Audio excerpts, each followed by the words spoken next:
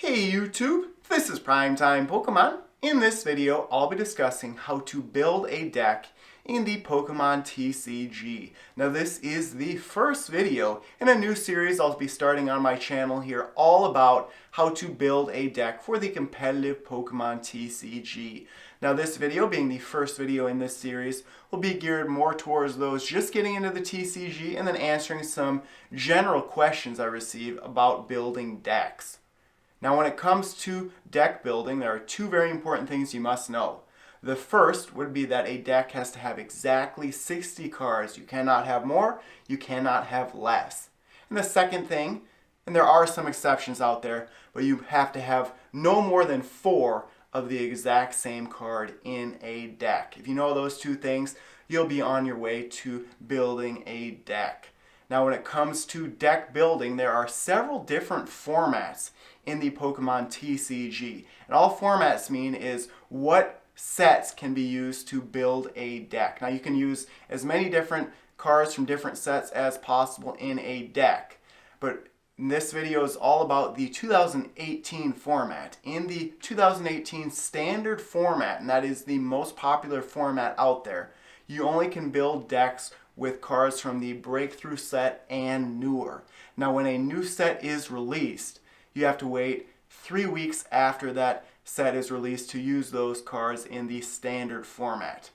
After the standard format, there is something called the expanded format. You can use cards from the black and white set through the newest sets. There is the legacy format if you're playing the online TCG. That is just a certain set of older sets.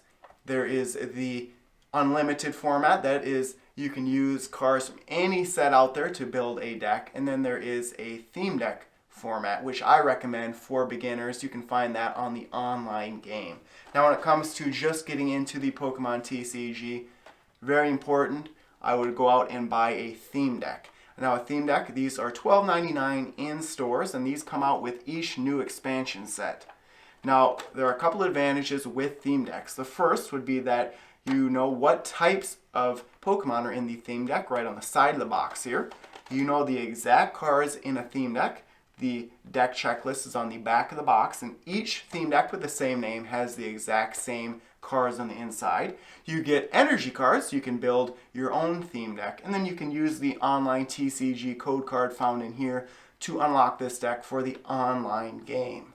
Now, I would recommend playing the online game right away. You can always try and join a league near you. If you have a card shop or a comic book store, I would check there to see if they have a Pokemon League. Now on the online game, you can play something called the Trainer's Challenge. There are several pre-built decks on there for you to use if you're short on cards for your collection. And you can see certain strategies being used. Same goes for these theme decks. It's also much cheaper to build competitive decks on the online game, and there's online trading on there as well. Personally, I play a lot on the online game. The closest league near where I live would be about an hour away, so it's essentially free to play the online game. I can also make trades, and if I have to, like I built a Gardevoir Gx deck recently, did not have any Gardevoir Gx in my collection online, had to pay I think like $3.50 per card for the online game. The actual card would cost much more. So I'd highly recommend that for beginning to play the TCG. Just in general, it's a lot of fun on there. There's always people to battle, as well as events going on. Now if you're looking to build something more competitive, these theme decks are not the route to go. I would recommend taking a look at the World Championships decks. Now you can't use the actual cards in these decks in competitive play, but you can either look at the checklist of the deck and not buy it, or buy the deck and play with the deck just on your own to see the strategy used in the winning decks out there. So if you're getting into the competitive TCG, I would try and do that right away. Theme decks, I would say again, if you are a beginner, if you're trying to get in the competitive TCG, take a look at the World Championships decks. Now there's also a lot of websites out there, a lot of PokeTubers making competitive videos out there. I myself have built 3 different decks and reviewed those on my channel. Now when it comes to other questions when it comes to building a deck, a question I get quite a bit is, can you use more than one type of Pokemon in a deck? And there are 11 types in the Pokemon TCG. Now there are less types in the TCG as opposed to the games. So there's not a 1-to-1 ratio between the two. Like in the games, it would be electric type. In the TCG, it is lightning type. So there's little differences like that. Now you can use as many different types in one deck as you would like. It just matters that you can get the necessary energy to use the moves on those different types of cards. Now when it comes to decks, theme decks for example, usually you're looking at 20 Pokemon, 20 trainer cards, and 20 energy cards. Sort of a third ratio when it comes to the different types of cards. That's okay for beginners, but when it comes to the competitive TCG, the way that I've built my decks is usually you want to use 30 trainer cards, right around that range.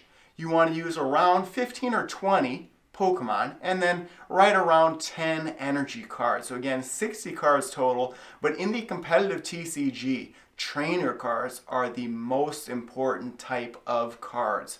Trainer cards are used to get more cards into your hand, increase the amount of damage you're doing when attacking. They're also used to heal damage on Pokemon. Now when it comes to building your own deck in the competitive TCG, there are a lot of different strategies out there. Now I've built 3 decks on YouTube and reviewed those. The first deck that I built was based around Alolan Ninetales. Now that was more of a defensive deck. Alolan Ninetales has an ability when it's in the active Pokemon spot that it prevents damage from GX or EX cards. Now those types of cards are very powerful in the TCG, so I get that Pokemon into the active Pokemon spot. It can do 80 damage per turn, and really it prevents a lot of decks from doing any damage at all. I also had Gardevoir Gx in that deck to help draw cards, and then I had Tapu Lele GX, which is a staple in all competitive decks, to get certain trainer cards that I want into my hand. Now the second deck that I built was based around Gardevoir Gx. That was more of a powerful attacking deck. Gardevoir Gx has an ability on there where it can attach an additional energy card per turn, so it can help set up Pokemon very quickly. And then Gardevoir Gx does major damage. And it takes advantage if one of your opponent's Pokemon, especially one in the active Pokemon spot, has a lot of energy on it. Now the third deck that I built was built around Lycanroc GX and Buzzwole GX. That was a straight fighting type deck that could do a lot of damage when attacking, but it was one of the more quicker decks to set up. Buzzwole GX could spread damage around for one energy card, and then I used strong energy, and then I used Regirock EX to boost the amount of damage when attacking. So there's 3 different types of strategies when deck building. Now when you are building a deck, it's important not to use all the exact type of Pokemon. For example, in that Buzzwole GX deck that I built, a majority of my Pokemon are fighting type Pokemon, but I made sure that the fighting type Pokemon that I used were weak to 2 different types of Pokemon. I believe it was Psychic and Grass. That way if I'm facing a deck that is a majority Psychic, I can use the fighting type Pokemon that have a weakness to Grass. And then vice versa if it is the other way. You don't want to have a deck that every single Pokemon in that deck is weak to, for example, water type Pokemon. That way if you're facing a water type deck, you're going to lose very quickly. So again, when you're deck building, a couple of things to look for. Try to have a very strong attacker. Try to look for trainer cards and stadium cards that can benefit the Pokemon you have in your deck. And then abilities are very important, and a lot of abilities are used from the bench, and you can use something from the bench to help set up your other Pokemon in play, or it could be something like a defensive tactic where certain types of Pokemon cannot attack at all. But there are some strategies when it comes to deck building, and something very important to deck building with the competitive decks. Like I said, usually anywhere between about 7 and 10 energy cards per deck. You're going to use usually one type of basic energy, so maybe a water type, fighting type, fairy type, etc. And then you're going to use a special energy, whether that be a double colorless energy, a strong energy, a rainbow energy, etc. So that way you can use different types of Pokemon, and using those special energy cards, you may not have a card that, if you're building a fighting type deck, it may require a psychic type energy. You could use either a rainbow energy, or if that psychic type Pokemon has a colorless energy attack cost, you could use a double colorless energy. So those are all things to think about when you're building a deck. But I would say the most important thing when you have a deck and you're wondering if it's good or not, download the online game or go to a local league and just battle with your deck and see how it does.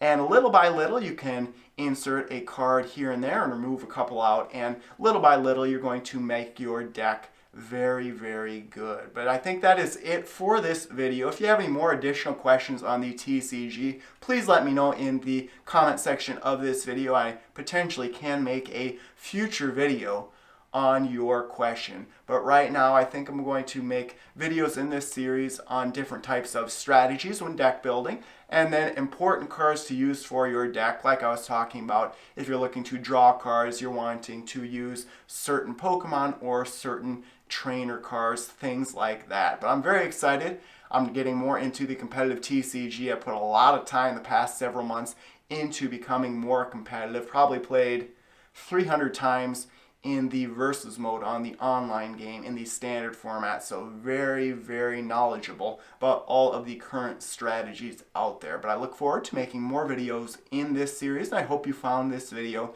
very helpful. Now, if you are not interested in the competitive TCG, I would say you probably didn't watch this video to the end, but I have a lot of videos on tips for collecting as well. Definitely take a look at that video series.